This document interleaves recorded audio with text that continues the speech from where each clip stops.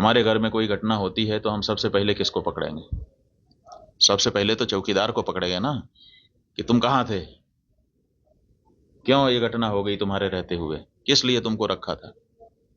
लेकिन यहां नहीं ऐसा हो रहा है।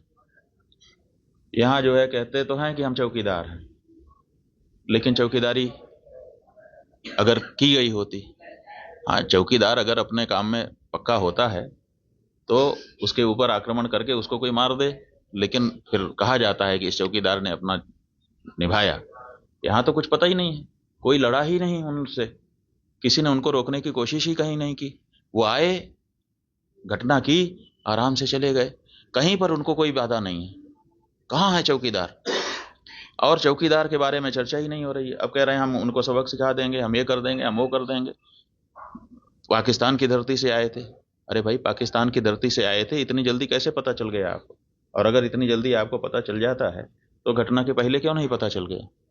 और दूसरी बात यह है कि अगर पाकिस्तान से आए तो पाकिस्तान के खिलाफ अच्छी तगड़ी कार्रवाई करिए। आप कह रहे हैं कि हम सिंधु नदी का जल रोक देंगे। आपके पास जल को रोकने या उसको डाइवर्ट करके अपने ही यहाँ, अपने ही देश में रख लेने का कोई उपाय ही नहीं है। हमने विशेषज्ञों से पूछा कि अगर हम सिंधु नदी का जल पाकिस्तान में जाने से रोकना चाहते हैं तो हमारे पास क्या व्यवस्था है। उन्होंने कहा हमारे पास कोई व्यवस्था नहीं है।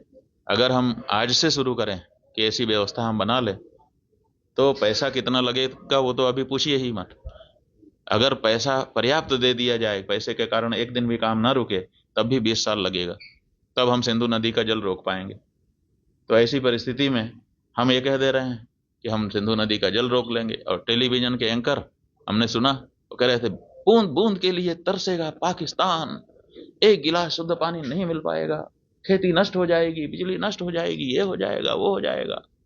गजब बता रहे थे, ऐसा लग रहा था कि जैसे प्यास तो लग ही गई पाकिस्तान को। और इधर विशेषज्ञ बता रहे हैं कि हमारे पास पानी को रोक लेने का कोई उपाय ही नहीं है।